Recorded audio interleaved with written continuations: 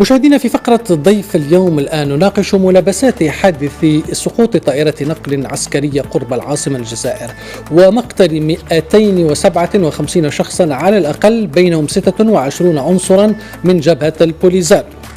لتحليل هذا الموضوع نستضيفه في الاستوديو الدكتور عبد الرحيم منار سليمي، رئيس المركز الأطلسي للدراسات الاستراتيجية والتحليل الأمني. مرحبا بكم أستاذ. أهلا وسهلا سعد. يعني هناك نقاط غموض كثيرة مرتبطة برحلة هذه الطائرة وأيضا بظروف تحطمها. على أي الآن ليست هذه المرة الأولى التي نشهد فيها سقوط طائرة عسكرية في الجزائر. السؤال هو: ما دلالة تكرار مثل هذا النوع من الحوادث في الجزائر؟ دعني في البداية أوضح ما يجري أو ما جرى اليوم. لاحظنا بأن كل وسائل الإعلام العالمية تناقلت هذا الخبر، هذا الحدث الذي وقع فيه الجانب الإنساني، ولكن بالمقابل هناك المسؤولية العسكرية الجزائرية، جانبين يجب أن نحلل من خلالهما. حاولت المؤسسة العسكرية طيلة هذا اليوم أن تغطي على المسؤولية وأن تحاول أن تروج لجانب أخلاقي وجانب إنساني. الكل هنا يعزي الشعب الجزائري، ولكن مسؤولية المؤسسة العسكرية واضحة هنا في هذه المسألة. نقرأ هذه الزوايا. الدولة التي تقدم الأرقام، التقارير: 52% من صفقات السلاح في إفريقيا جزائرية. هذه أرقام ديال 2016-2017. الدولة التي تصنف في العالم في المرتبة السابعة من حيث صفقات السلاح، المرتبة السابعة. الدولة التي خصصت في سنة 2016 و2017 10 مليار دولار من ميزانيتها للتسلح. الدولة التي تقدم، بمعنى في كل مرحلة يصل فيها القايد صالح إلى منطقة من المناطق العسكرية يقول بأننا نتسلح ونقول بأننا نجدد الأسلحة العسكرية. الطائرة سقطت اليوم، وهذا الحدث يصنف مثلا خلال 20 سنة الماضية بأنه رابع أخطر حدث خلال 20 سنة الماضية من 4 أحداث التي هي خطيرة. إلى خذينا الجزائر من 2003 مارس 2003 إلى حدود اليوم، بمعنى 12 حدث مرتبط بسقوط طائرة عسكرية، بمعدل تقريبا أنه كل سنة هناك سقوط. ماذا يجري داخل الدولة من خلال هذه الأرقام؟ يعني رغم هناك شيء ما، علامة استفهام، هناك شيء ما يجب أن ينتبه إليه الجزائريون. بمعنى أن المؤسسة العسكرية هي تتحدث عن صفقات وهمية. المبالغ التي هي عادة تقدم بأنها في ميزانية شراء الأسلحة هي تذهب إلى مجالات أخرى، والكل يعرف بأنه هناك نقاش كبير عن الفساد داخل المؤسسة العسكرية الجزائرية. هذا تناقلته العديد من التقارير، بمعنى أكثر من علامة استفهام. هذا يجب أن يفهمه الجزائريون. الطائرة تسقط بهذه الطريقة وهذا العدد من الأشخاص هو يثير، بل أكثر من ذلك.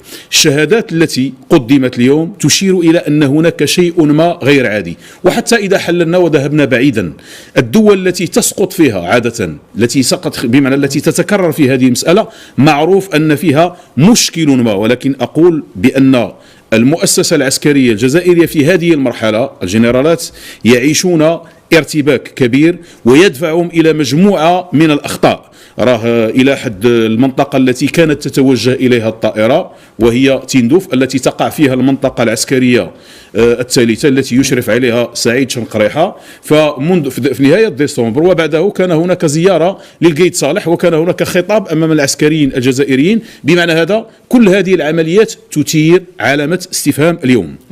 إذن علامات استفهام كبيرة كما ذكرتم أستاذي، مرتبطة بميزانية الجزائر الكبيرة في التسلح، صفقات تسلح كبيرة، حوادث سقوط أيضا لطائرات، وتقولون بأن المال الجزائري يذهب إلى أماكن أخرى. يعني هذه الفكرة بشكل عام. الآن هل سيؤدي تكرار مثل هذه الحوادث إلى زعزعة الثقة في مجال الطيران بالجزائر على المستوى المدني وعلى المستوى العسكري؟ أولا، من يعرف الجزائر جيدا، فهنا نتحدث عن الإشكال اليوم إذا من يتابع الأخبار سيجد بأن المشكل أيضا موجود حتى في الطيران المدني. تابع ما تنشره الصحف الجزائرية، فتقريبا خلال 3 أشهر الأخيرة في كل مرة يتم الحديث على أن هناك طائرة مدنية الخطوط الجزائرية متوجهة إما إلى أوروبا أو إلى لبنان تعود بسبب عطب أو خلل، بمعنى أنها وقعت مرات متعددة تعرفها مطار الهواري بومدين. إذا اليوم سواء الطيران المدني أو الطيران العسكري هو يطرح سؤال في الجزائر، ولكن التخوف في هذه العملية التي وقعت اليوم، ودائما أحداث الطيران في الجزائر يجب أن تقرأ بالصراعات الداخلية. في سنة 2014 كانت هناك طائرة قدمت حولها مجموعة، أيضا طائرة عسكرية قدمت مجموعة من المعلومات، ولكن يبدو مثلا في هذه المرحله كان بدأ الصراع مع الجنرال توفيق مدين الذي كان يقود المخابرات. كان بدأ الصراع، ويبدو انه احيانا يكون الاجوبه بين الصراع داخل الجزائر على مستوى القياده يكون بهذا النوع من الحوادث. هذه فرضيه من الفرضيات، ولكن اليوم يبدو بانه سيسود هناك مناخ من عدم الثقه. الكل يعرف بان الجزائريين، وهذه مسؤوليه القاده الجزائريين ومسؤوليه المؤسسه العسكريه ايضا، بمعنى أن نأخذ فقط الطيران المدني، هم يتنقلون عبر الطائرات، ومن يركب في هذه الطائرات سيجد عديد من الفوضى. مثلا لا توجد في دولة أنك يمكن أن تصعد إلى طائرة على مستوى الطيران الداخلي وليس هناك رقم، بمعنى يمكن أن تجلس في أي مكان، بمعنى أنها شبيهة بالحافلات. هذا وضع يجب أن ينتبه إليه الذين يحكمون الجزائر. الشعب هو يعيش هذه المأساة، ومن المتوقع أن يعيش مأساة أخرى، وهذه مسؤولية. قلت بأنه بقدر ما نتضامن مع الشعب الجزائري فإن المسؤولية مسؤولية القادة ومسؤولية العسكريين هي واضحة في هذه العملية. الآن في نظرك يعني ما هي دلالة وجود عناصر من البوليزاريو في طائرة عسكرية جزائرية؟ هذه المسألة أثارت نقاشات كبيرة، ولكن هنا دعني أوضح وأدفع العديد من الذين علقوا على هذه المسألة أن يعودوا فقط إلى بلاغ وزارة الدفاع الجزائرية تقول بأن هذه الطائرة كانت تحمل عسكريين جزائريين وعائلتهم، بمعنى هذا أنها تعتبر أن الذين هم البوليزاريو الموجودين في الطائرة هم عسكريين جزائريين. هذا واضح جدا، فقط يمكن العودة إلى البلاغ. لا يمكن لشخص أن يركب في العالم أن تركب في طائرات من هذا النوع عسكرية التي هي طائرات الإعداد وطائرات المعدات وطائرات الإسناد، لا يمكن أن يركب فيها شخص عادي. هم أخرجوا فكرة أن هناك مرضى إلى غير ذلك، ولكن يتعلق الأمر بعسكريين. مسألة المرضى فيها ملاحظة، يعني الجزائر تقول بأن عناصر البوليزاريو يعني كانوا مرضى بصدد نقلهم إلى تندوف. ما غاية الترويج لهذه الفكرة، علما أنه لا يمكن نقل المرضى على متن طائرات عسكرية؟ شهادات شباب البوليزاريو نفسه الذين يدرسون في الجامعات الجزائرية سيقول لك بأنهم ممنوعون من ركوب، هناك من يمنع من ركوب الطائرات، وبالتالي أنهم يأخذون الشاحنات والحافلات، بمعنى أنهم يأخذونها في اتجاه معين، في اتجاه نحو المخيمات. معروفة هذه المسألة، ولكن بالضبط هذه الفئة التي ركبت لماذا؟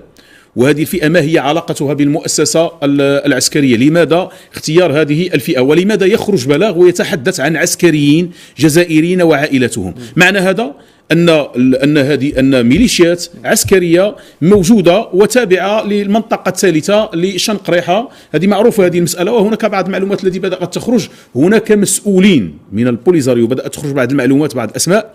هناك من يتحدث اليوم أكثر من 26، يتحدث عن 30، وهناك بدأت تخرج بعض الأسماء لمسؤولين، وهذا يجب الانتباه إلى هذه المسألة. هناك شيء ما يحاك ويجب ربطه بمجموعة من المتغيرات التي جرت خلال الأسابيع الماضية. الآن يأتي نقل عناصر البوليزاريو يعني على متن طائرة عسكرية جزائرية فقط، يعني أقل في ظرف 24 ساعة على تصريحات وزير الخارجية الجزائري التي قال فيها بأن الجزائر غير معنية بالنزاع الصحراء. قراءتكم في هذا الأمر؟ هل هناك دولة تقول أنها غير معنية ويخرج قادتها، أتحدث عن الجزائر، ويتم نقل أشخاص ضمن طائرات عسكرية جزائرية؟ معنى هذا أن الآن مذهبنا أن الجزائر اليوم هي بدأت في عملية صناعة بوليزاريو آخر، بمعنى بوليزاريو جزائري تصنع بوليزاريو جزائري، معنى بدأت فيها عملية الصناعة، وهذا يجب أن ينتبه إليه، بمعنى أن ساكنة المخيمات يحتاجون إلى الحماية اليوم، بمعنى لأن ليس في المخيمات الكل بأنه الكل من الأشخاص الذين ينتمون، الذين تمت عملية اختطافهم، كل يعرف هذه المسألة وتم حجزهم، ولكن يبدو بأن المخيمات هي مملوءة بأشخاص تشاديين ماليين موريتانيين، ولكن الأقلية التي لا زالت موجودة من الصحراويين يجب حمايتهم، لأن هذه المسألة ترتب أو تطرح سؤال